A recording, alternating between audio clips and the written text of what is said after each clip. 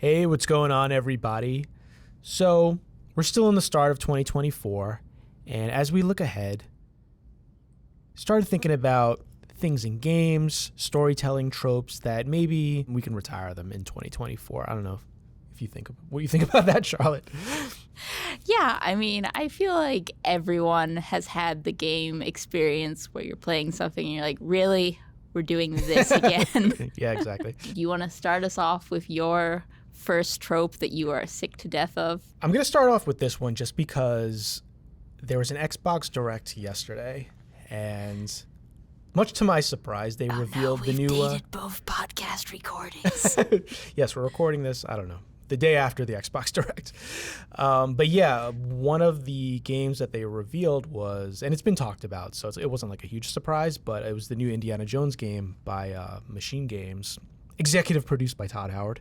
Please. But yeah, I mean, I know you're not a huge Indiana Jones fan. I am. Have you watched all of young Indiana Jones? That I have not, no, so maybe... Don't, because it's incredibly bad. I'd like to be an archaeologist. I'll never get those hours of my life back. I do vaguely remember that, but I never actually watched them. Anyway, though, the reason why it got me thinking about tropes is I feel like Indiana Jones type of stories, and you know who you are, Uncharted, Tomb Raider, those kind of games, they do this thing in their stories that it always irritates me, and I don't know why, but there's like a moment where, you're always looking for some artifact or the MacGuffin, whatever it is, and there's always a villain who's also looking for it. And then there's always that moment where like, okay, the hero's going to go into the temple and do all the booby traps, and then you get the thing, and then as soon as you turn around and walk out, it's like the villain pops behind a bush. He's like, ha ha ha, you took the artifact for me. I'm just going to steal it from you and not do any of the work. And they all do that, and it always irritates me. I don't know why. I mean, that's kind of also like, in another way, kind of the Skyrim dungeon experience of you fight through the dungeon, and then it's like, oh, here's a convenient, door that just... Oh, yeah. You just walk. There's like a back door. Like, why didn't we just come in this way? Which, is one of those ones, it's annoying when you think about it, but I totally understand one from a game design point of view. I don't want to, walk all the way out. Yeah, I do get that. I just hate the idea where if you're trying to prevent a villain from getting an artifact, why are you, going into the hard-to-get temple, doing all the traps, and making it so much easier for the villain to get it, because then they just have to steal it from you. So what you're saying is you think that the heroes should be the ones hiding in the bush waiting to ambush. That's an interesting take. Yeah, maybe you do something where you're the one manipulating the adventurer. That's probably not as fun gameplay-wise, but... I'm sure there's a way you could make it work. You can explore it, yeah. But yeah, I mean, I'm pretty sure they've done that in every single Indiana Jones movie at some point. I know they've done it in every Uncharted game, because every time it happens, it always irritates me. And what's even more irritating, but when they do it in the Uncharted games, is that when that happens, there's always 5,000 guys that you have to shoot. Uncharted is another classic example of the annoying trope that I feel like, games have actually gotten better about this since the era of Uncharted, but it's you have Nathan Drake, who's a good guy and so nice, killing a million. Yeah. It's ridiculous. The body count that Nathan Drake has, it has to be at least in the hundreds. I learned the term ludonarrative dissonance from one of our authors, Sam Maggs. Is that what that is? Which is the gameplay experience of when you're making a player do something that they don't want to do. Yeah. I feel like something that jumps to mind for me is I'm sick of kind of the story trope of we're done learning everything we need to from this mentor character. They must die now. Yeah, that's a really good one.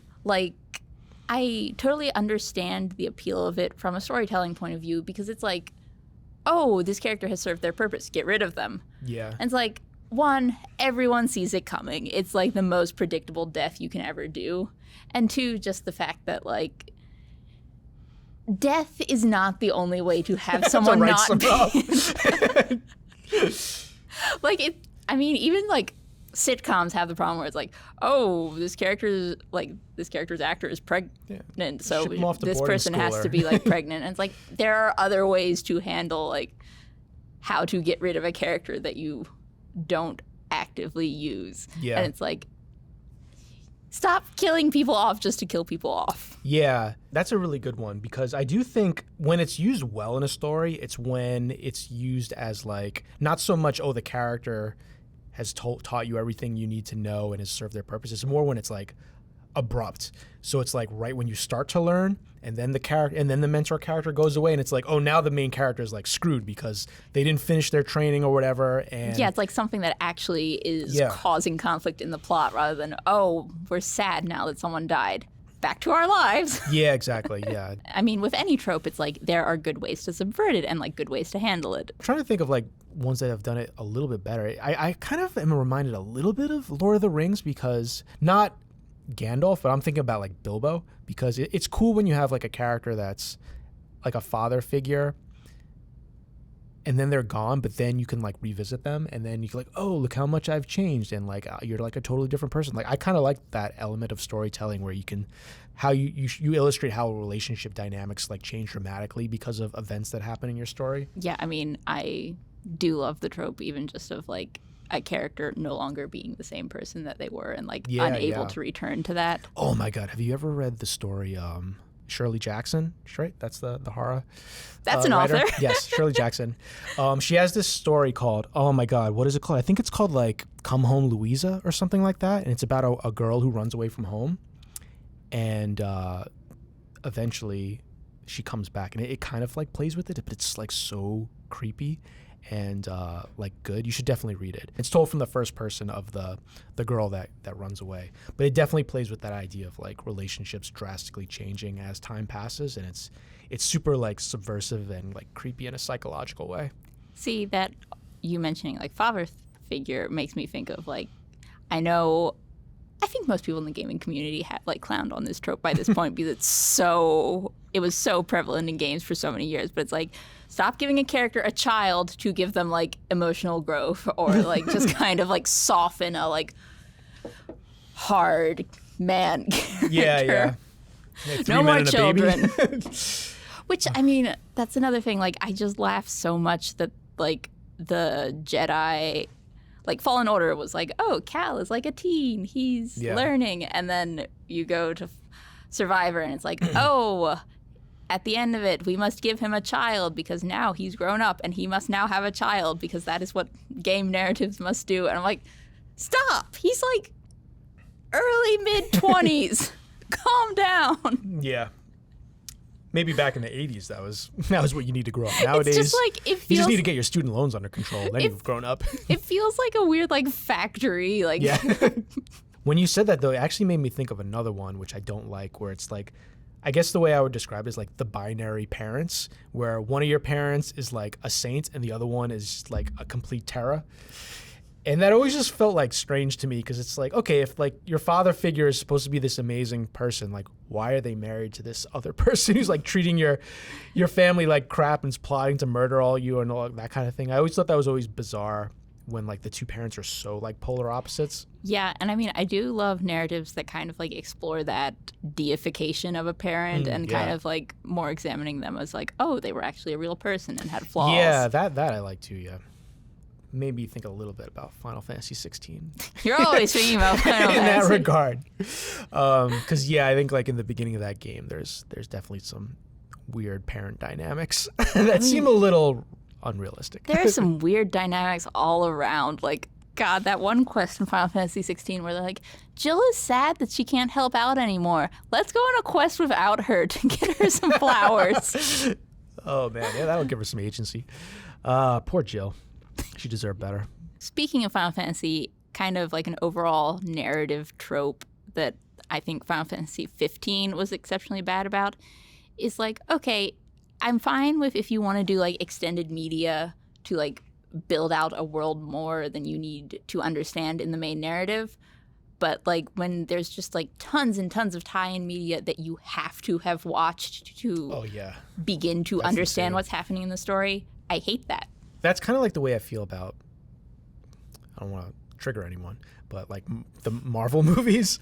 Like if I have to watch like 15 other movies just to get like a base level understanding of what your movie's about, I feel like you've done a bad job as a writer, personally. And like, okay, people will always counter that with like, they're Marvel movies. They're not that deep. You can just sit down and watch any of them.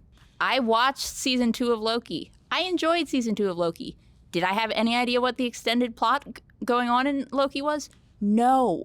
but also I don't want to know. I had a fine time, so maybe it's fine. Yeah, it's fine if like it adds like, I mean, I feel like even like Alan Wake 2 is kind of like that, where you don't have to play Alan Wake 1 to like fully understand what's going on in Alan Wake 2, especially since Alan Wake 2 is like kind of like constantly throwing curveballs at you anyway. But it does. I mean, I would recommend it just because it adds like a little bit more context to where certain characters are. But even if you're writing like a sequel or something in like a shared universe, I feel like you should always try to make a self-contained story. Yeah, and also... Or have a handy 5-minute recap at the beginning. Yeah, and I would say, like, video game developers in general, like, before you start expanding your world into, like, all these fun, like, proper nouns and crazy terms, break your story down into, like, the most simplest way to tell it straightforward without any of those details, and then start adding details back in. Don't go insane with, like, 20 different terms that people need to know to even like begin to understand what's happening. Yeah. That one, I think you might get pushback because some people really like that. I think especially in books, I think of like authors like Philip K. Dick, where he throws you into the deep end like right away. Like he's like first chapter, he's throwing out all these crazy terms and terminologies and you're like, what is happening?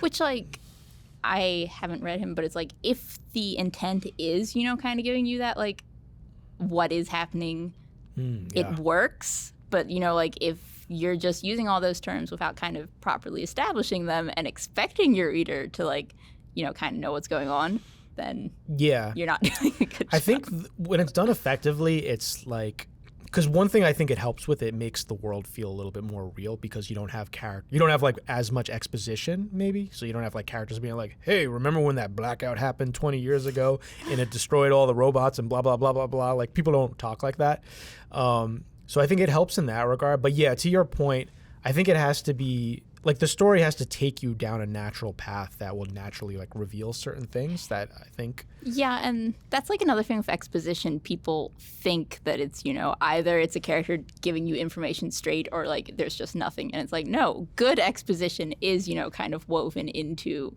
natural sounding conversations, but it's still like presenting to you in a way that you understand and are like gathering that understanding. Yeah. And I think like sometimes exposition gets like a little bit of a bad rep because if it's written well and it's told by a cool character, it can work. Like there's I think in like a lot of fantasy you might have that moment. Like I think it happened like in Aragon, there's an example where like your mentor figure, there's just a chapter where he's like, all right, I'm going to tell you how things are. And he kind of just breaks down like the history of the world. And it's cool because he's like a very like prophetic, poetic type of figure, so he's delivering the information in a compelling way, and even though it's like obviously an info dump, I still enjoy it because it's well told. Like sometimes it's not necessarily show versus tell, like you can tell as long as it's told by a good teller. Yeah. It happens like badly in a lot of webtoons where they're like, here's my chapter where I'm just going to like straight up explain how the magic system works for like 60 panels, and I'm like, oh wow, stop. And I mean, I also have a problem where if you're going to be doing an exposition dump to me in like a written narrative and it's just pages and pages of italics, no. Oh, yeah. Italics, bad. Use sparingly. Yeah. I mean, in the last podcast, we were talking about Soulsborne games where they like, they reveal a lot of the world building through pieces of text and, like notes and item descriptions and things like that. And I think it works well when it's all bite-sized. You know what I mean? What I don't like is when you play certain games and there's a lot of like notes. You have to go through people's emails and all this stuff and their Outlook calendar and all this crazy stuff. And everything's like super long. And I'm like, dude, like this could work, but you have to make it like very quick. It should be like, if you want to make me like read a note, have it just be like a few lines.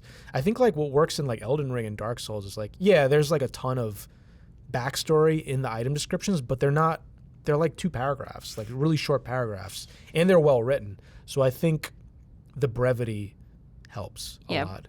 Brevity helps. And that's something like, it's not really a narrative trope, but I would love to see developers maybe taking a better copy editing pass at like their tutorials when they're written out. Because that's one like, in Lies of P, some of the tutorials, I'm like, this did not help explain how to do this at all. I feel like it always helps me when it's, you're I'm doing it and it's like a very subtle prompt, just trying to like explain the concept as I'm playing it. But when it's just like a lot of text explaining it, it's just like, I don't know.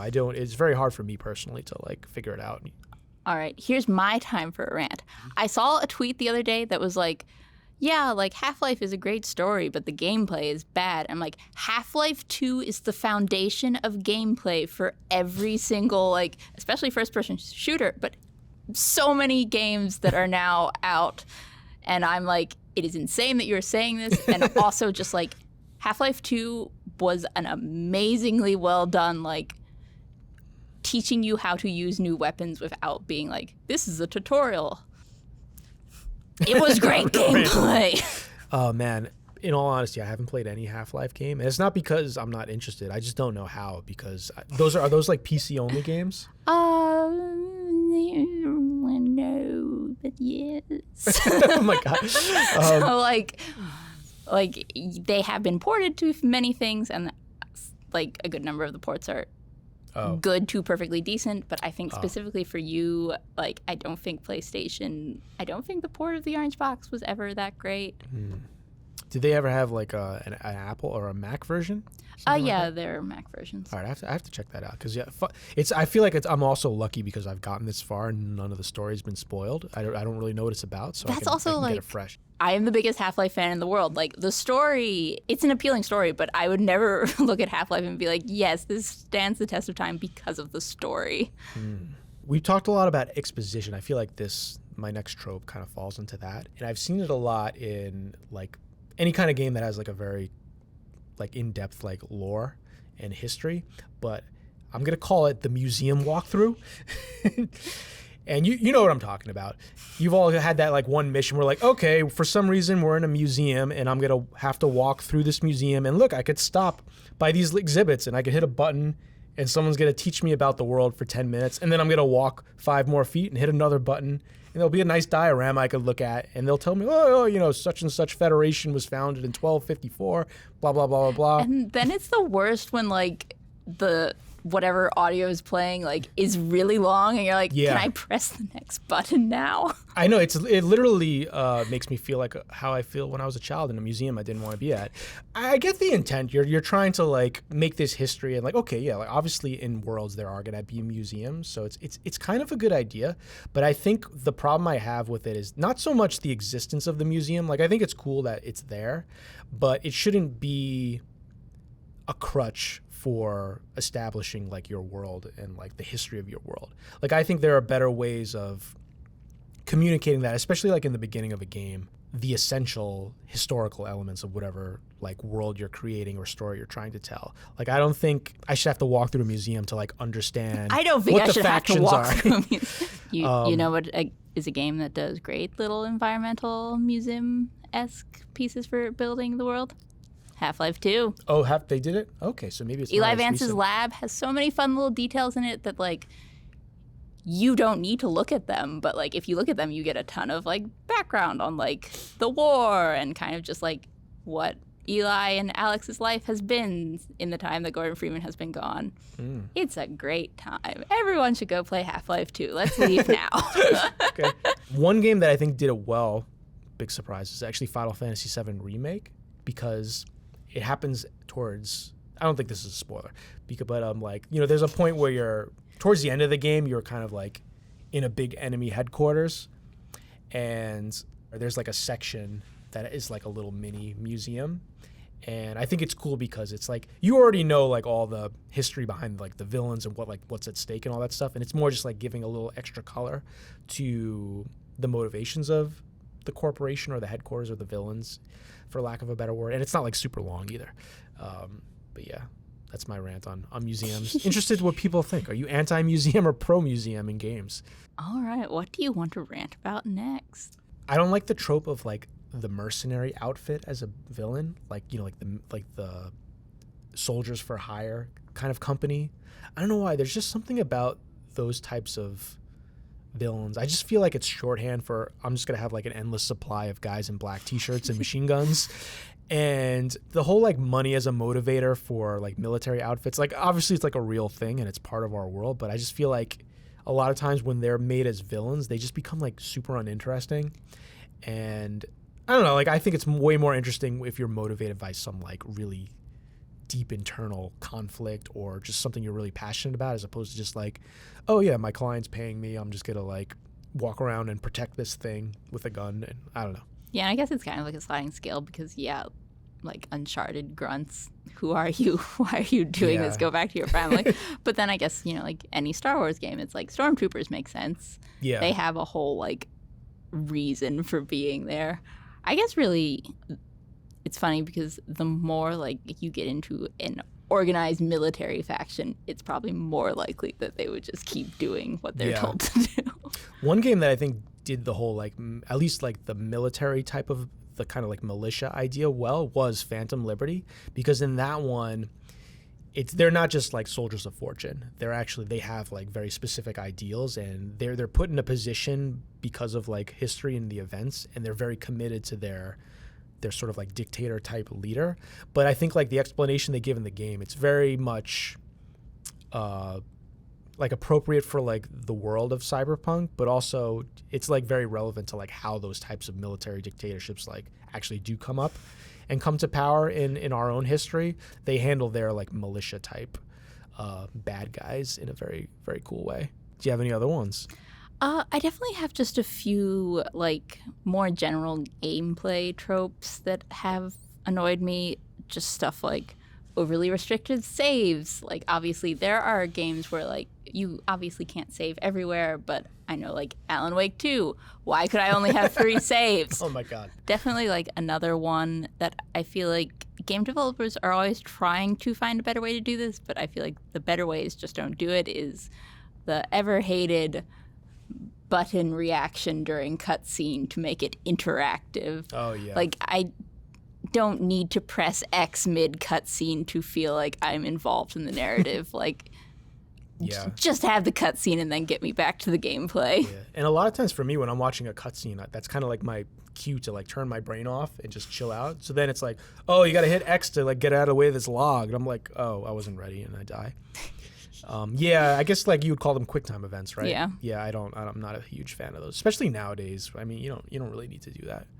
One thing that I really don't like, this is more of like a storytelling one though, it's like the whole idea of the hero getting like a prophecy vision in the beginning of the game, and that single event making them like the special character in the story, as like, oh, you're the only one that got this like vision, and now we all have to like follow you, or you're the only person who knows that we have to like, travel to this distant planet and like save the world. Anything to do with prophecies, especially prophecies that are like injected into your brain in some kind of like cosmic random way, I'm not like a huge fan of that. And I feel like it's very common with space exploration games and like any kind of like science fiction type of story. Something that like, this bothers me, but it was definitely something when I was reaching out to some of my friends being like, so what tropes bother you? Is people really hate the like suddenly a character is helpless in a cutscene when they were doing fine, gameplay wise. And it's like, I definitely understand, sometimes story, you need to do something to a character to move them along. But it's like, there are ways to create a threat that's not just like, oh, and then this one guard was able to knock this character out. Obviously, like a lot of the stories, they're very fantastical. You're dealing with like people with superpowers and like enormous strength. And it's sometimes challenging to make a threat feel real and make them feel vulnerable, outside of something obvious like, oh, Superman doesn't like kryptonite kind of thing. Like, to me, like the good stakes are the ones that are, so like to give like an example, like obviously if you're in like a fight with someone and one person is just using their fists and the other person has a knife, like right away you understand what the stakes are, right? You know that person's at a disadvantage, you know that the knife can hurt them.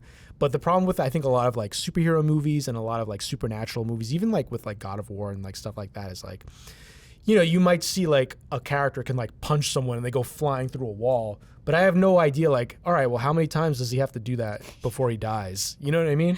Or if I shoot the purple laser and then he shoots the red laser, like which one's more powerful? You know what I mean? There's just no visual cue to understand what the stakes are. And I think that can be done better, I think. That's also kind of like, so this is pivoting way into like TV shows and whatnot, but when a TV show establishes, that like heaven is a place that exists that you go to when you die and it's like fine, it's good there, it makes the ramifications of dying like I mean, something like Buffy explores that in well, and then it's like something like Supernatural. It's like, let them die. Heaven is fine. Go there. It's a good time. Yeah, that is an interesting philosophical question. Like, if we did, at some point, actually know exactly what happens when you die, how would that alter society? It would be, like, insane. Which, I mean, like, that is kind of an interesting thing in, like, stuff based on D&D. Because, like, D&D does have a very clear, this is what happens to you when you die. Yeah. Deep thoughts. As far as things that we're playing and / reading, for me, I talked about this in another podcast about like games we're excited about, and I'm obviously very excited for Final Fantasy VII Rebirth. So as I'm like gearing up for it, I started playing Crisis Core Reunion. Did you ever play the original Crisis Core? I didn't know. I never had. Was it the PS Vita that it came out on? Yeah, I never had a Vita. So. Or actually, it wasn't the Vita. It was the PSP. Oh, okay, yeah. Because that's like the one reason why I still carry my PSP around. Oh, really? Oh, so you played the original one? Yeah. It was weird. It was weird, but it was like in a good way though, like in a great way.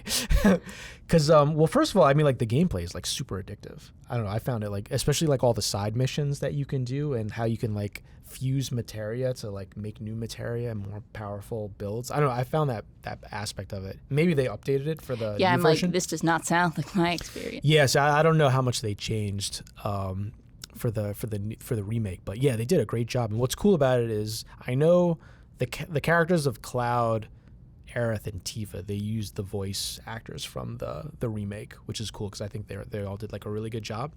But yeah, I mean, I just love it because like Zack is kind of a throwaway. I don't want to say a throwaway character, but you know, he's not like, he's important, but he's not ubiquitous in like the original Final Fantasy VII story. Yeah, and also, I mean, I feel like the thing about Crisis Core is it does a good job of making Zack a real person. Yeah. When like the role that he serves in Final Fantasy VII is that he's kind of a like larger than life hero. Yeah. Yeah, it's interesting because he's like simultaneously like a doppelganger type figure, but also he's a character that like Cloud sort of aspires to be, I guess, in certain ways. They do such a good job of developing his character because he's kind of like the video game version of Ken, because he's kind of like this goofy himbo, but he's a lovable himbo, you know? And he's like super like, he reminds me a lot of Titus from Final Fantasy X in terms of his like characterization. He could be a little bit like goofy and annoying, and he's definitely like very naive, or he's supposed to be naive. But I find like his like relentless desire to be like the hero, it's like actually kind of like compelling and endearing, especially like as the story gets more and more dark and serious. Yeah, also, interjection. I know that it's Titus. I refuse to acknowledge that it's Titus. This is a Titus household. Oh, is it Titus? Oh. Yeah. I don't know. Like, yeah, it's technically supposed to be Titus. Titus? Okay. So I would have thought Titus because there's a lot of like water imagery in Final Fantasy X. So like the tide. I don't know. But yeah, I probably pronounce a lot of the Final Fantasy names wrong. Final Fantasy X, first one that was fully voice acted, right? Yeah, but they don't say They don't say his name in the whole game? Yeah, they don't say it because you technically can name him anything. Oh, yeah, that makes sense. Yeah, because he's the interesting. Anyway, that was a big tangent. Sorry, but yeah, I mean, I love Crisis Core. I thought it was amazing, and I really like. There's like a side mission that involves Yuffie or Yuffie. Again, I don't know. One of those is right. But it's like so funny because Yuffie is like very, very young in that version of the story, and I don't know why, it's just like so funny, like their dynamic and how he's like always accidentally making her cry all the time. Does the remake still have the like email texts that you'll get from like? Yeah, I love those. That like one other soldier guy who's always just like, Kunzel? Yes. Yeah, he's a good bloke. Solid bloke. Yeah, I do. I like the emails because they're kind of funny, and they happen at like random times too. Yeah, I mean, also just like Crisis Core is just like the ultimate like well done tragedy of like it was so close to working out well. Oh yeah, yeah. Because I didn't think I was gonna like them fleshing out that aspect of the story, but I think like Zack was like his characterization is what made everything work. Some of the villains in that one are a little crazy. The like Genesis. Yeah. Yeah, not a huge fan of Genesis and his soliloquies. Has a nice coat though. They were like trying so hard to be like edgy. Yeah. When did that come out? That must have been, was that like early 2000s maybe? It was sometime between 2007 and 2009, I believe. Yeah. It's definitely before I graduated high school, so before 2011. What about you? I know you've been playing Baldur's Gate 3 for like the last 5 years or whatever. So did you finally finish it? So I finished my like first playthrough back in December before my friend went on vacation for several weeks. So we wrapped that up, and we just now this week have started doing another run through where we're playing as Asterion as like the main character. Oh, yeah. Which is really fun because his dialogue options are.